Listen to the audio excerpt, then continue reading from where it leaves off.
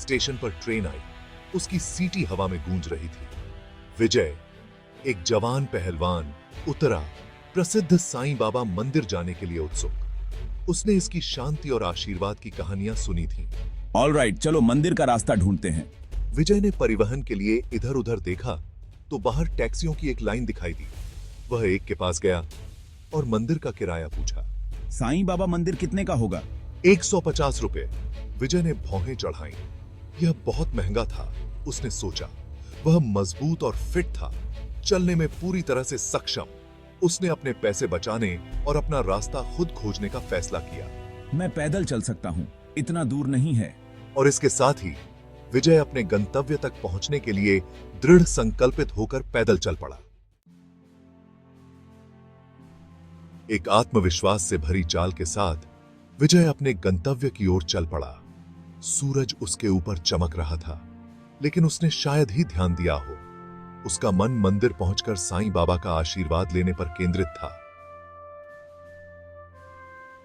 मैं पहले से ही शांतिपूर्ण वातावरण, अगरबत्ती की खुशबू, प्रार्थनाओं के मधुर झप की कल्पना कर सकता हूं।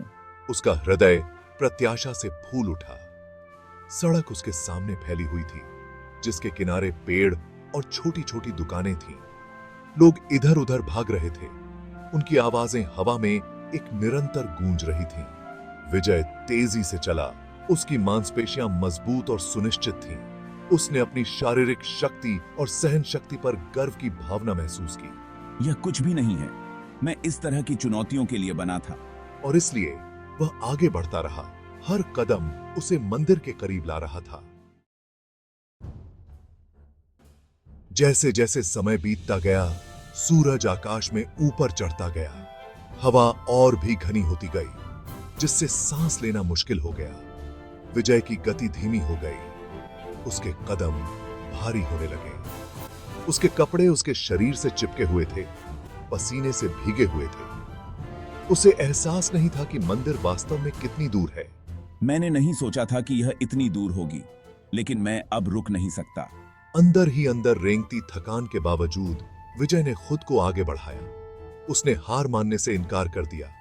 वह इतनी दूर आ गया था, वह अब पीछे नहीं हटेगा। उसका दृढ़ संकल्प कठोर हो गया, यहां तक कि उसका शरीर भी आराम के लिए चिल्ला रहा था। वीर भी सा अस। मैं हार नहीं मानूंगा, बस थोड़ा और इसलिए अपनी हर एक ताकत के साथ विजय ने अपने माथे से पसीना पोंछा और आगे बढ़ता रहा। उसके कंधे थकावट से झुक गए थे, लेकिन उसकी आत्मा अटूट थी। जब विजय को लगा कि अब वह और नहीं चल सकता, तो उसने एक परिचित व्यक्ति को देखा। यह वही टैक्सी ड्राइवर था जिससे उसने स्टेशन पर बात की थी। सड़क किनारे खड़ा था। विजय पर राहत की लहर दौड़ गई। उसे कोई ऐसा मिल गया था जो उसकी मदद कर सकता था। एक्सक्यूज मी, विजय हाँफते हुए बोला। क्या आप मुझे बता सकते हैं कि साईं बाबा मंदिर कितनी दूर है? ड्राइवर ने उसकी तरफ देखा। उसकी आंखों में थोड़ी सी शरारत थी। लेकिन साहब, आप उल्टी दिशा में चल रहे हैं। मंदिर वापस उसी रास्ते पर है जहां से आप आए थे। विजय जम गया। उसका दिल डूब गया। वह घंटों से चल रहा था और इतने समय से वह गलत दिशा में जा रहा था। उसने न केवल अपना समय और ऊर्जा बर्बाद की थी, बल्कि अब वह अपने गंतव्य से और भी दूर था। उसने खुद पर हताशा और निराशा का एक झोंका महसूस किया। निराश होकर विजय ने टैक्सी बुलाई। उसने महसूस किया कि पैसे बचाने की उसकी कोशिश उलटी पड़ गई थी। वह अब किराया देने के लिए मजबूर था। उसका शरीर अनावश्यक परिश्रम से दर्द कर रहा था। जैसे ही वह टैक्सी के वातानुकूलित आराम में बैठा, वह अपनी गलती पर विचार करने से खुद को रोक नहीं सका। विजय की मंदिर की यात्रा जीवन का एक बहुमूल्य सबक बन गई। उसने सीखा कि केवल कड़ी मेहनत ही काफी नहीं है।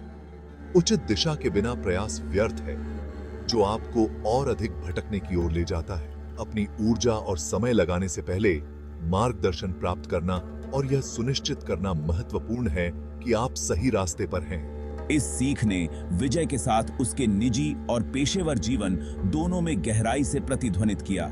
उसने महसूस किया कि चाहे वह अपने कुश्ती लक्ष्यों को प्राप्त करना हो या जीवन की चुनौतियों का सामना करना हो, सफलता के लिए सलाह और दिशा लेना आवश्यक है।